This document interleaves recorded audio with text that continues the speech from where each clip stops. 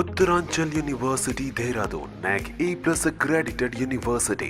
Already నీ marriage life అనేది మనం చూసాం అంటే లైక్ పాత వీడియోలో మనం చూసే ఉన్నాం కాబట్టి అంటే నీకు ఆ టైంలో మ్యారేజ్ చేసుకునేప్పటి నుంచి తను లీవ్ చేసి వెళ్ళిపోయేంత వరకు మీ జర్నీ హ్యాపీగా అసలు ఎప్పుడు జరగలేదా మ్యారేజ్ లైఫ్లో? లేదు లేదు అస్సలు లేదు.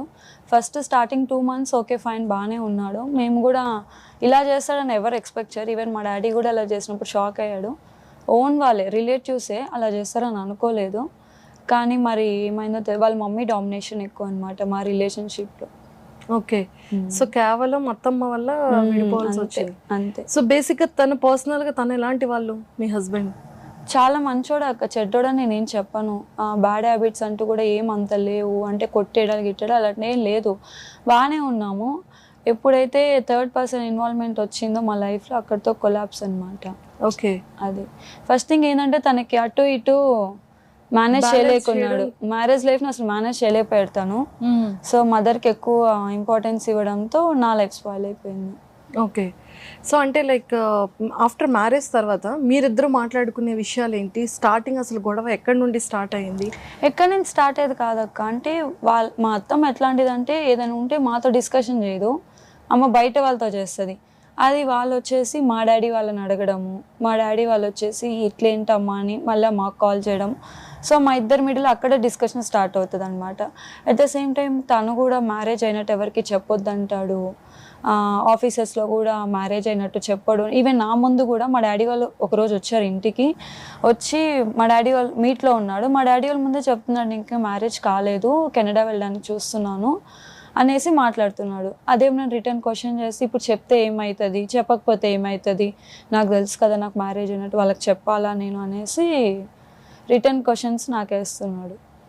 అంటే అసలు మ్యారేజ్ చేసుకున్న విషయం తనకి ఎవరికి ఎక్స్ప్రెస్ చేయటం లేదు, వాళ్ళ ఆఫీస్ కొలీగ్స్ కానీ ఎవరికి కానీ. తనకి ఏమైనా బిఫోర్ రిలేషన్షిప్ ఏమైనా లవ్ ఉంది అని చెప్పేసి అన్నాడు. మరి అది ఎంతవరకు నిజమో నాకు తెలీదు. ఓకే, సో నార్మల్గా డిస్కషన్స్ చేసుకునేటప్పుడు ఒక అమ్మాయిని ఇష్టపడ్డాను బట్ అట్లేం లేదు అనేసి అన్నాడు. అంతే, అది ఎప్పుడో అంటే సరే నేను లైట్ తీసుకున్నాము, అదేం పట్టించుకోలేదు, ప్రెజెంట్ కామనే కదా అనేసి. 1 month 2 months బాగున్నాడు. తర్వాత వాళ్ళ మమ్మీ కొంచెం ప్రాబ్లమాటిక్ చేస్తుందని అగైన్ మేము వేరే దగ్గర కాపురం పెట్టాము. అప్పుడు పెడితే వేరే జాబ్లో చేంజ్ అయితే కొంచెం శాలరీ హైక్ వచ్చింది. సో హైదరాబాద్కి వద్దాము, ఇల్లు తీసుకుందామని నన్ను హైదరాబాద్ తీసుకుని వచ్చాడు. తీసుకొచ్చిన తర్వాత ఒక 20 days కరెక్ట్గా ఇల్లు చూసుకున్నాము, ఇంట్లో ఉన్నాము. 20 daysకి అసలు నేను కెనడా వెళ్ళాలనుకుంటున్నాను, నాకు ఇక్కడంతా సెట్ అవుతుంది, శాలరీ నేను చేయలేను అంటే నేను వచ్చేసి ఫస్ట్ ఓకే చెప్పాను. తర్వాత నేనే ఆలోచించుకున్నాను, ఇక్కడే తను ఇట్లా ఉంటున్నాడు అంటే నాకు కొంచెం కూడా సపోర్ట్ చేయటం లేదు, సో అక్కడికి వెళ్ళాక మరి ఇంకెలా ఉంటుందో సిచ్యువేషన్ అని నేను నో చెప్పడం స్టార్ట్ చేశాను. ఇంకా అక్కడి నుంచి ప్రాబ్లమ్ స్టార్ట్. మా డాడీ వాళ్ళని ప్రాపర్టీ పేపర్స్ అడిగారు.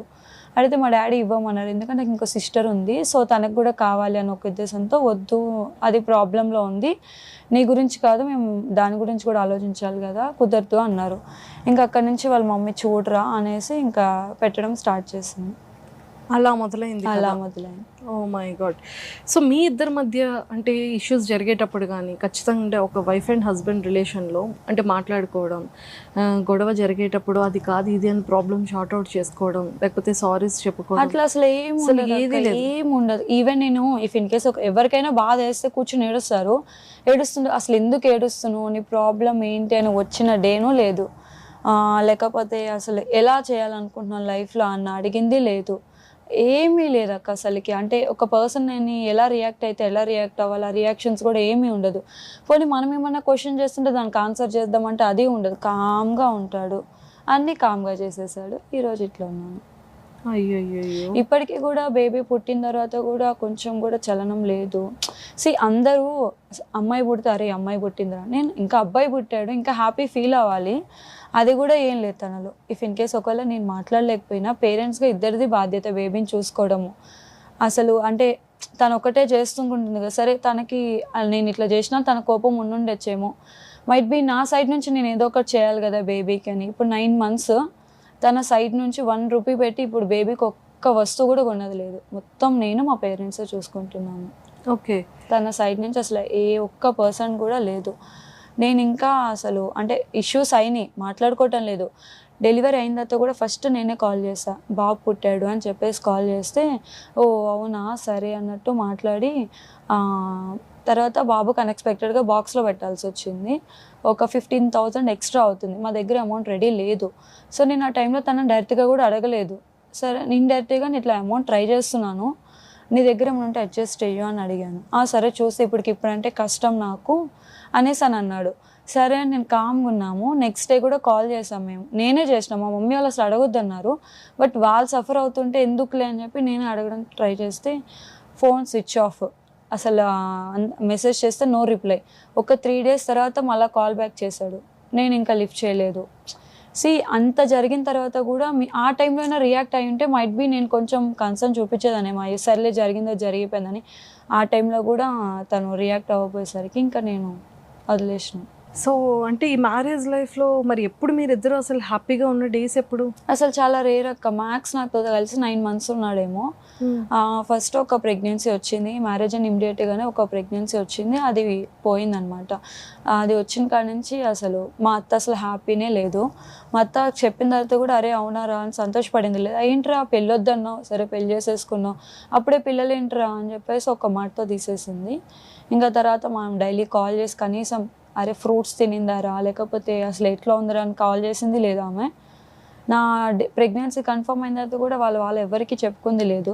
నా ప్రెగ్నెన్సీ అబార్షన్ అయిన తర్వాత మాత్రం అసలు ఎంతమందికి చెప్పిందో అబార్షన్ అయిపోయింది, పోయింది, వాళ్ళు హైదరాబాద్ వెళ్ళిపోతున్నారంట అని. ఆ తర్వాత మాకు కాల్స్ వచ్చినాయి అనమాట, ఏంటమ్మా ప్రెగ్నెన్సీ పోయిందంట కదా అనేసి. ఎవడైనా కన్ఫర్మ్ అయింది అందరికీ చెప్పుకుంటాడు, ప్రెగ్నెన్సీ పోయింది అందరికీ చెప్పుకుంది. సో ఆ మైండ్ ఆఫ్ వ్యూలో ఉందన్నమాట తను. సెకండ్ కన్సీవ్ ఎప్పుడయ్యో హైదరాబాద్ ఆఫ్టర్ హైదరాబాద్కి వచ్చాక కన్సీవ్ అయినా. అప్పుడు బాగానే ఉన్నారు హైదరాబాద్ వచ్చాక? లేదా అప్పుడు కూడా ఇష్యూస్ జరుగుతూనే ఉన్నాయి. బై గాడ్ గ్రేస్ అనుకుంటా నాకు ఇంకా అది అట్లా అయిపోయింది. సో నేను అప్పటికి కూడా నేను చెప్పడానికి చాలా భయపడ్డాను.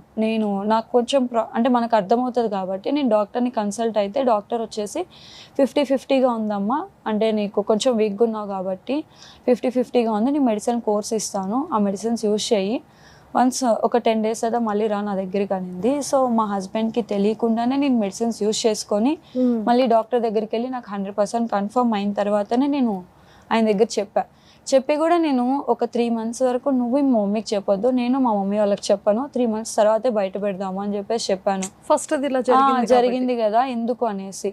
సో ఆయన అసలు వెంటనే నేను అట్లా చెప్పింది కదా ఎందుకులని ఆలోచించకుండా కిందకి వెళ్ళిపోయి వాళ్ళ మమ్మీకి కాల్ చేసేసి చెప్పేయడం కూడా జరిగిపోయింది.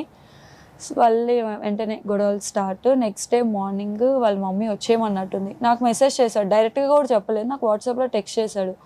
నేను అడిగాను నువ్వు హ్యాపీగా లేవా అని వాట్సాప్లోనే అడిగాను. లేదు నేనైతే ఇక్కడ చూసుకోలేను, నేను మమ్మీ వాళ్ళ దగ్గరికి వెళ్ళిపో అన్నాడు. నేను వెళ్ళలేను వాళ్ళ మా మమ్మీ వాళ్ళ కాడికి, ఎందుకంటే వాళ్ళకెందుకు నేను బర్త్డేన్ అవ్వాలి, నేను ఇక్కడనే ఉంటాను అని చెప్పేసి అని అన్నాను. కష్టము అది అన్నాడు. అంతే 1 month కూడా లేడు. నెక్స్ట్ డే మార్నింగ్ నాకు కళ్ళు తిరుగుతున్నట్టుంటే నాకు ఆకలి వేస్తుంది, ఫుడ్ అయినా తీసుకురా అంటే నా దగ్గర డబ్బులు నీ కాడ ఉంటే తెచ్చుకోపో అనేసి అన్నాడు. సరే అని చెప్పేసి నేను అప్పుడు గొడవ అయిన తర్వాత నేను వెళ్ళి పడుకున్నాను. ఆ నైట్ బ్యాగ్ సర్దుకొని వెళ్ళిపోయాడు. ఇంకా నెక్స్ట్ మా మమ్మీ వాళ్ళకి కాల్ చేస్తే ఇట్లా జరిగింది మమ్మీ అని చెప్తే మా మమ్మీ వచ్చేసారు. ఒక 5 months మమ్మీ ఉండి చూసుకొని మళ్ళీ నెల్లూరు తీసుకెళ్లారు.